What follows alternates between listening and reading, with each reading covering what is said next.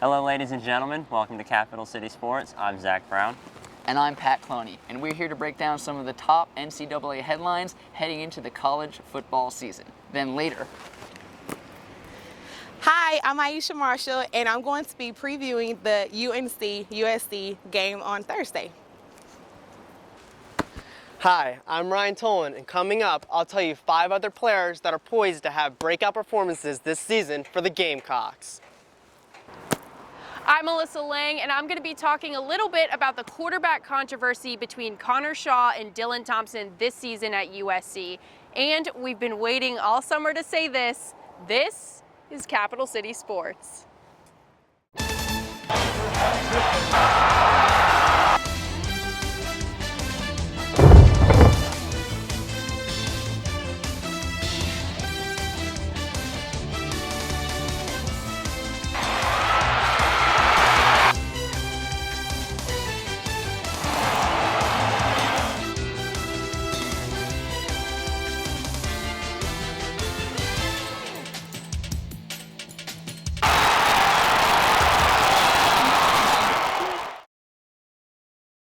Hello, ladies and gentlemen, and welcome in to Capital City Sports College Football Kickoff Special. I'm Pat Cloney, joined by my partner in crime, Zach Brown, and we're here to break down some of the top headlines heading into the NCAA football season. We'll start with the big one, the ones everyone's been talking about in the offseason, Johnny Manziel. He's been in the news lately for some off-the-field issues, alcohol, violations, but the big one recently has been his autograph scandal. Zach, he's online for some serious bans, from some serious fines if the NCAA finds him guilty of these autograph sanctions. That could kick him out of the league for a couple games.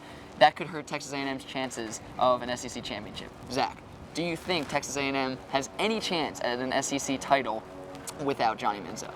Without Johnny Football, no, they don't. I don't think so. The SEC is loaded with powerhouses. Also, some of the lower tier teams in the SEC have been making strides over the off seasons, making improvements. They'll be contenders as well this year. Without Johnny Football, he's their core, their heart. He's the best player they've got. Without him, no, they don't stand a chance. However, I do believe he will play this season. There's been a lot of going back and forth, seeing if there's hard evidence to actually fine him and ban him for some games, throw some allegations at him. But I haven't seen anything yet that's concrete. You look back a couple years, Cam Newton, he was in one of these situations. Guess what? He played. He's now an NFL quarterback. Johnny Football is a breadwinner for the NCAA. I don't think they'll kick him out. He makes a lot of money for the NCAA, and let's be honest, money is what everyone's after. I think he'll play. I think he'll play well. He will not shock the world like he did last season. No one knew of him last season, and that's why he was so great. We saw a couple fantastic plays, specifically his Heisman play, as some have dubbed it, against Alabama. He'll play. He won't shock everyone like he did last season. He'd have to eclipse his performance by a long shot. I don't think that'll happen, but he will play. Next up, guys, we'll talk about Ohio State. Now, last season, Pat, Ohio State went undefeated. That's right. However, they had nothing on the line. At no time during the season was their season at risk because they weren't bowl eligible. This season, it's a different story. They're bowl eligible, they're looking for a BCS title. Do you think they can repeat the performance now that they have something to play for? Zach, I think they're at least going to become pretty darn close. That Ohio State offense is expected to score 40 points a game, led by Heisman Trophy candidate Braxton Miller. They're going to be on fire the entire season. The big question mark for them, I think, is on defense. They're bringing in 8 new starters back there. And their defense had a struggle to begin with last year. They had shootout wins against Indiana and Purdue last year. So really, it's going to come down to whether this new defense can really stand the test. I know Urban Meyer will be able to will his team to victory in most games. That defense is going to have to stand on their own in a couple others, though. Next, we'll move to the West Coast, where we have Oregon. The big question mark there, with Chip Kelly out, and now the Philadelphia Eagles head coach, will new coach Mark Herlick, who's bringing in an entirely new offense, be able to keep up that fast pace that we know Oregon for so well? Well, you're right. I think Chip Kelly had a fantastic game plan there. He had an offense that few teams could handle. The big question is whether or not Oregon will be able to handle Stanford. Stanford is also a top 5 team. They're going to be fantastic this year. Probably one of the best front sevens in the league. I think Oregon will be good. They're led by Marcus Mariota at quarterback. Even in the backfield, DeAnthony Thomas, he's a dark horse for the Heisman. Mariota's up there in all the talks right now. So I think they will be good. I think they'll make a run at it. They might even take the Pac-12. We'll see. But I don't think they will be as good without Chip Kelly. Chip Kelly was a magician out there. There's a reason he's in the NFL now. He was great. They don't have him anymore. The game plan is just, it's not there. Next up around the country, Penn State. Penn State, they went 8-4 last year after a bit of a shaky start. Now, they have two quarterbacks that are gunning for the starting position this year. Bill O'Brien has a little bit of a choice on his hands. What do you think about the decision he has to make, and what do you think about their season coming up? Well, you're definitely right. They certainly do have a quarterback controversy. We'll start with Christian Hackenberg, the star freshman coming in. He was, I think, the top quarterback recruit in the nation. On the other hand, you have JUCO transfer Tyler Ferguson, who's been really showing Bill O'Brien his good stuff in practice. It's really making O'Brien's choice a little difficult. We'll see how that goes. I guess it's going to come down to the final days, maybe a couple inter-squad scrimmages. We'll see what happens on opening day. One thing I really want to know is Bill O'Brien did a fantastic job last year leading Penn State to an 8-4 record, even with all those sanctions following from the Joe Paterno legacy. What I really want to see is Bill O'Brien did a great job the first year, and now the Penn State fan base is entirely behind him. Can he repeat such a successful year? With Penn State losing a bunch of their scholarships and now having less players than the average college football team, I really don't think they can have a 10-win season like a lot of other teams. I think they can go 8-4 again this year. We'll see if that can happen. Finally, we're going to kick things to Louisville, the Louisville Cardinals. They've got a Heisman Trophy candidate at quarterback in Teddy Bridgewater.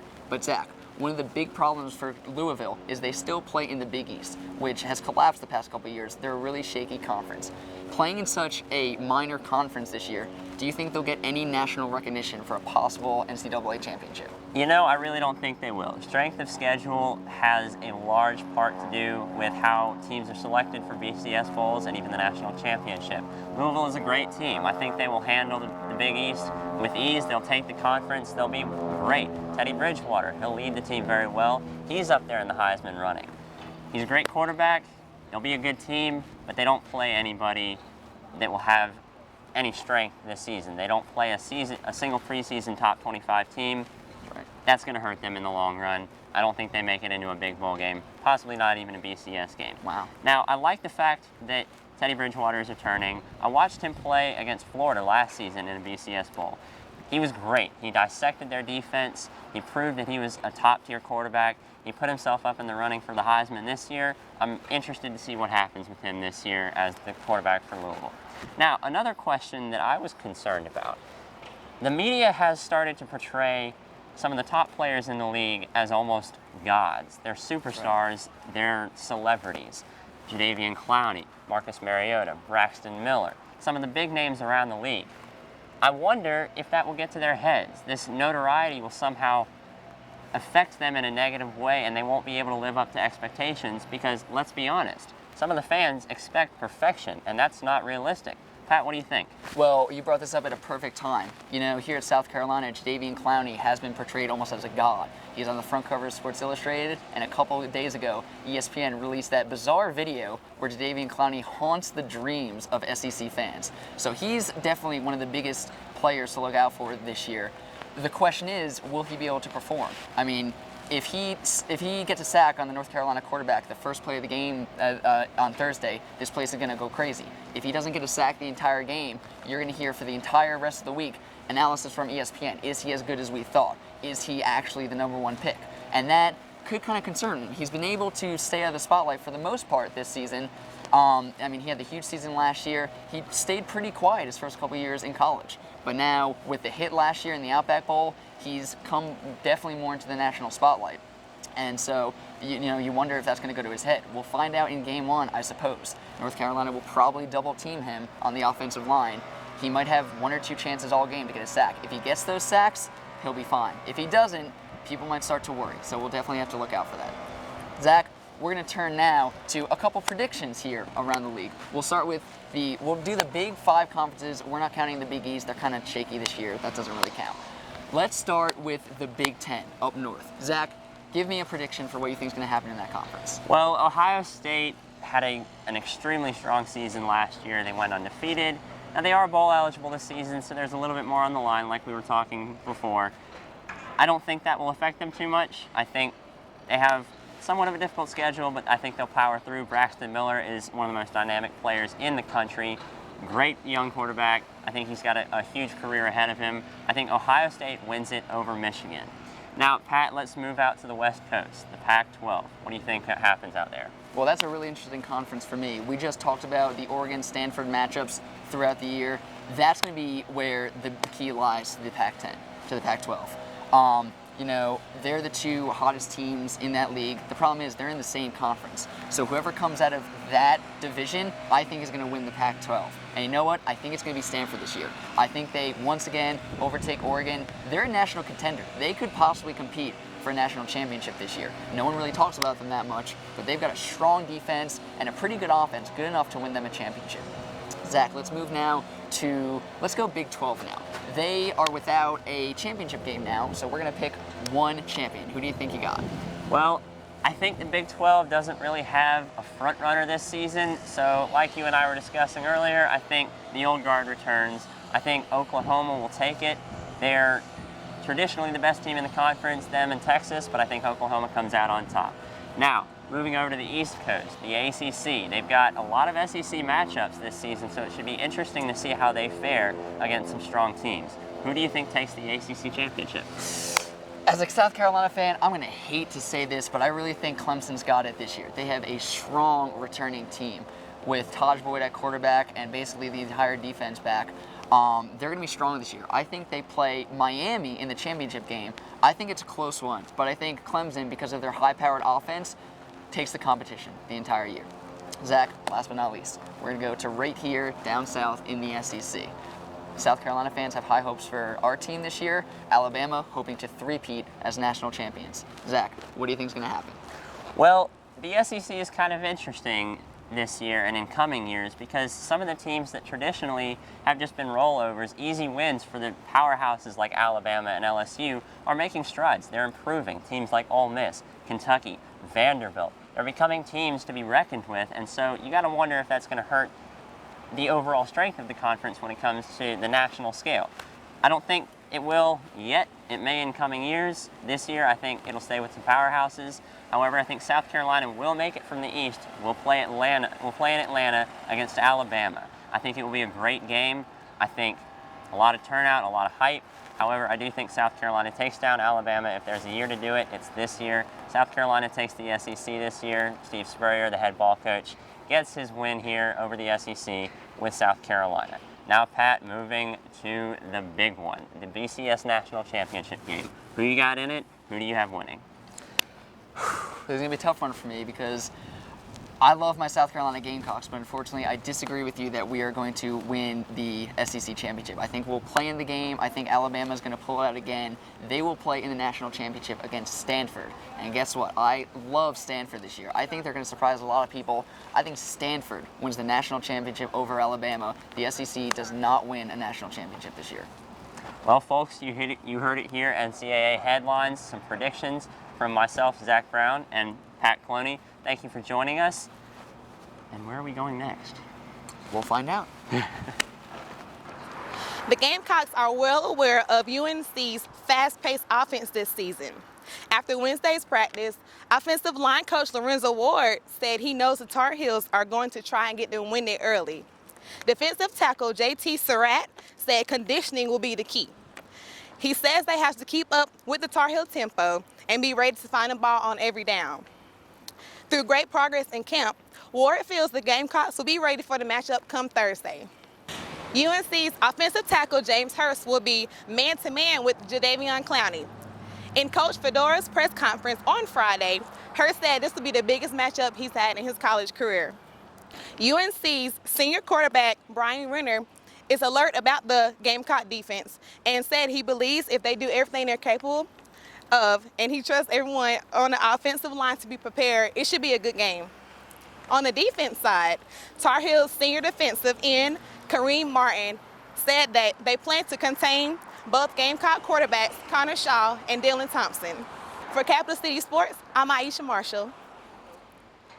All right, well, if you're a Gamecock fan, Connor Shaw and Dylan Thompson are household names for you. Now, why is that? They're both great quarterbacks. When you get two great quarterbacks on the same team at the same time, what happens? Well, it creates something we like to call a quarterback controversy. So let's take a look at that controversy here at South Carolina. Now, Dylan Thompson, according to Gamecock fans, is kind of known as more of the passer, the fun and gun guy, the guy who's willing to air it out down the sidelines without an issue. And Connor Shaw, well, he's looked at as more of the ground and pound, run the ball, third down type quarterback. Now, when you look at that more closely, specifically at passing completion percentage, Connor Shaw, according to ESPN, comes in at around 67%. Meanwhile, Dylan Thompson at around just 50%. Which is interesting because, like I said, Dylan Thompson, known as the fun and gun guy. However, if you're looking for a pocket quarterback, Dylan Thompson, he's your guy. He's more likely to move in and out of the pocket. He handles it well with or without pressure. He's more likely to deliver those strikes out of the pocket. That was obvious with that 38-yard run against Clemson last year when he led the Gamecocks to that huge victory at the end of the season. But if you're looking for a quarterback who's willing to sporadically turn into a running back, you're going to want Connor Shaw. He had 327 yards on the ground last year and 3 touchdowns. We've all seen him take the ball and just take off. Third down, first down, whatever. Connor Shaw, he's the quarterback. He'll go into the end zone, jump over the pile. He will get through, ground and pound type quarterback.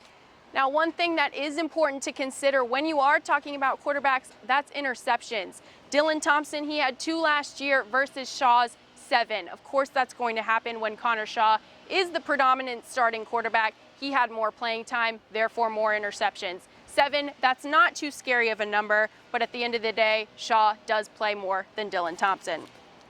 So, going into this season, who is the better quarterback? Who should get the start? Lattimore preached last year about Connor Shaw's poise, about his consistency, about his leadership, and how great of a quarterback he really is. Gamecock fans, I would not fret if I were you, because at the end of the day, it's not going to come down to who's the better quarterback, but who's performing better at that particular time. If Connor Shaw's not performing, you're going to see Dylan Thompson play. If Dylan Thompson's not performing, vice versa, you're going to see Shaw play. Either way, you have a good quarterback, a good passer, a good runner, and Gamecock fans, I think you have 2 good options, and you should feel safe with your quarterback. Hey, I'm Austin. And I'm Jeremy Urso, and this is our Over and Under segment. Good to see you, everybody. It's been a good 3 to 4 months since we've been on camera. We've been let out of SGTV purgatory. It's a very scary place, and we are much happier to be back in front of the camera and back in Williams-Brice Stadium. Yes, it is always a great feeling to be by these beautiful palm trees in front of Williams-Brice. So Austin, speaking of Williams-Brice, the reason why we're out here is for the UNC Chapel Hill game. Are you excited for the game this Thursday? I'm very excited for the game. It's Thursday night, and it's the first game of the season. First game jitters are always going to be abound, so how do you think we're going to do? That's a good question. You know, I hope we do well, but to start our Over and Under segment officially, let's see, do you think that South Carolina will score, let's say, over or under 24 points in the game? I say over, because with our weapons on offense and with UNC's fast-paced offense, you have to think that we're going to get the ball more, and we're going to try to control the clock. And we're going to try to dominate possession. So I'm going to say over 24 points. And with our weapons on offense, our rushing attack, our passing attack, I'd have to say easily over 24 points, probably around 31, 34. I gotcha. And for me, you know, I'd have to say 31 points. I know that in our last episode of the season, I had guessed 33. I thought about it over the summer, and I don't even know if you could score 33 points in football. But anyway, I'm going to guess 31. I think that's more of a reasonable number. Anyway, I think that Chapel Hill's defense is not in its prime. I don't think that they have the top defense in the ACC or in the college football in whole. Julius Peppers isn't walking through that tunnel. Anyway, you want to talk about something else now? You want to talk about, oh yes, that's right, speaking of UNC, how many points do you think UNC will score in the game? So what's your... number, that would be good. Let's see, I'd say over, under, let's say 3 points for UNC. I'm going to go slightly over. Okay, and to be more specific, how many points? 10.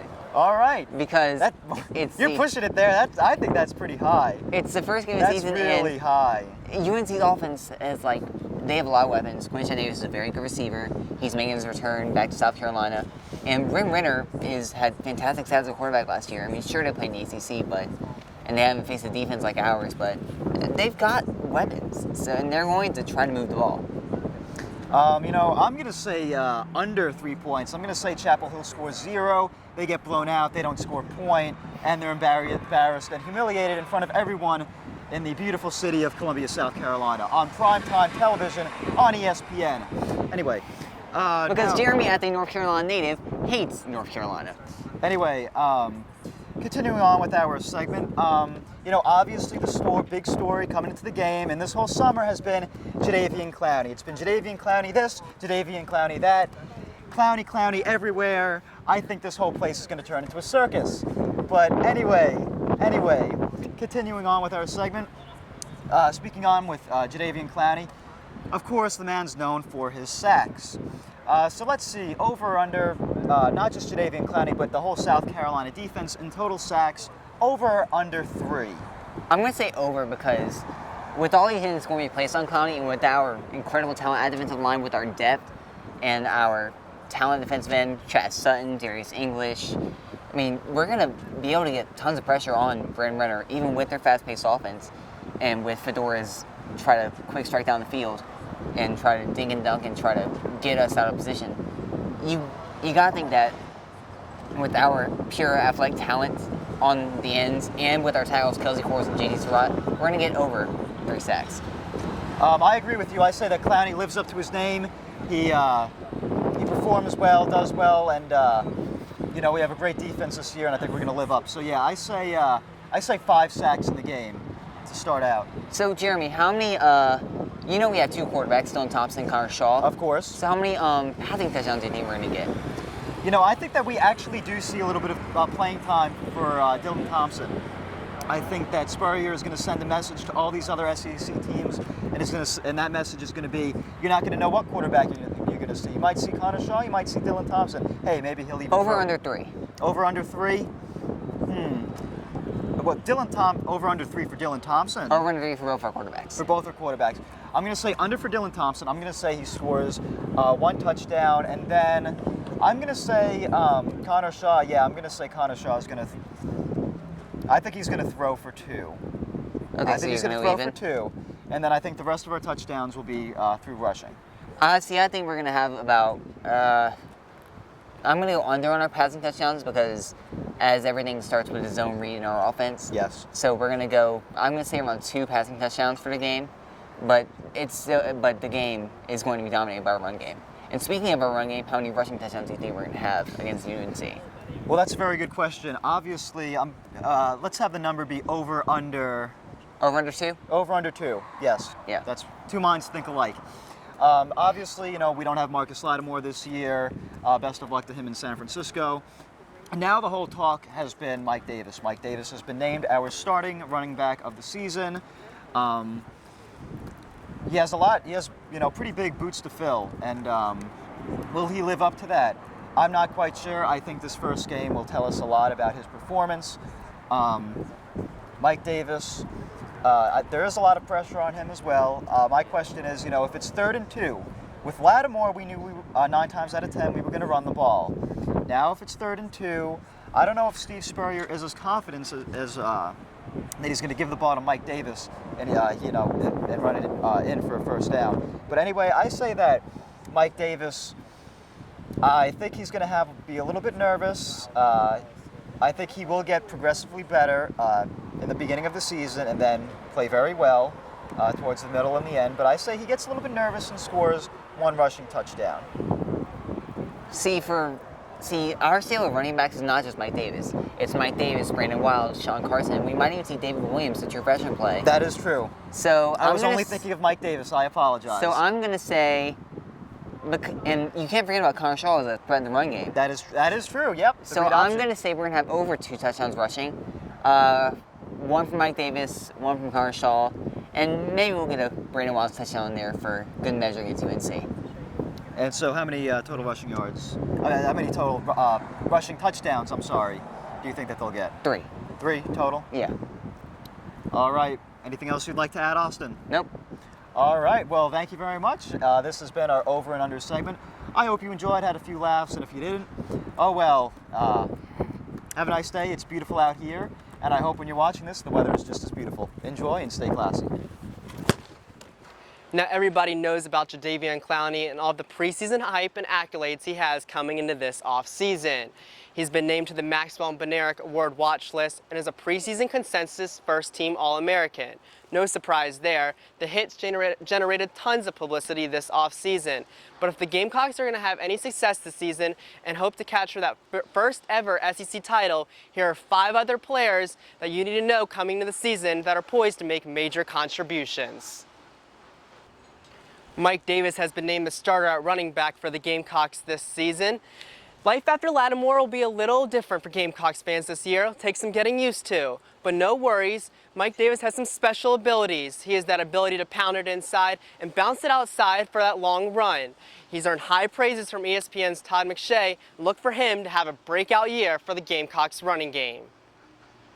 Chaz Sutton will line up opposite of Jadeveon Clowney this offseason. While Clowney will grab all of the attention, Sutton is being touted as a much better version of Devin Taylor to add to that pass rush. He and Clowney should form one of the best bookend tandems in the nation and add to that formidable pass rush. Victor Hampton is now the leader in the South Carolina Gamecocks secondary after the departure of DJ Swearinger. He's widely considered the best cover cornerback on the team, and look for him to line up against the opposing team's best wide receiver each and every Saturday. Now he'll also assume punt returning duties after the departure of Ace Sanders. Big shoes to fill, but Coach Steve Spurrier is confident that Hampton can get the job done. Terrell Adams isn't the starting tight end coming into this season. That title belongs to Busta Anderson. But don't think Adams can't be a household name by the end of this season. His 6'6", 237 frame can provide a major target to quarterback Connor Shaw in the passing game over the middle of the field. And finally, Kelsey Quirles is the big man in the middle to anchor the South Carolina defense. The defensive tackle has improved every year, and now entering his junior season will be counted upon to clog up the middle in the running game and add to that scary pass rush. The Gamecocks are slated for another double-digit win season, and with the top 5 defense and an improving offense, these 5 players could be the difference if the Gamecocks are to capture their first ever SEC title.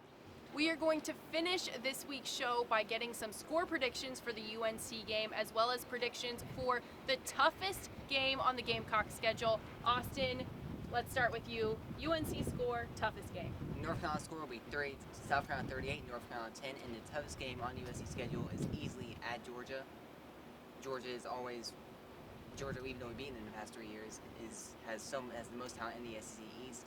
And anytime you play in Athens, it's a very tough game. And last time we played in Athens, we won 45-42. Jeremy? I'm going to say USC 31, Chapel Hill 0 this Thursday. Chapel Hill is going to be humiliated, like I said before. Cold. They're not going to want to go to Bank of America Stadium in 2015 because they're going to be too scared to play us. In terms of the toughest game this season, I'm going to say at home against Florida. That game still scares me from last year. Even though it's at home, I don't know, I think it's going to be a little bit of a mental thing for the Gamecocks. Ryan? I'm going to go South Carolina 31, UNC 20 this one in a high-scoring affair. UNC's quarterback is very good and very underrated, and I think he'll cause Gamecocks little problems. As for the game I'm most looking forward to, I'm going to go a little off the radar, home against Vandy. Vandy's played the Gamecocks tough the last 2 seasons, and Vandy I think will be a surprise team this year in the SEC East.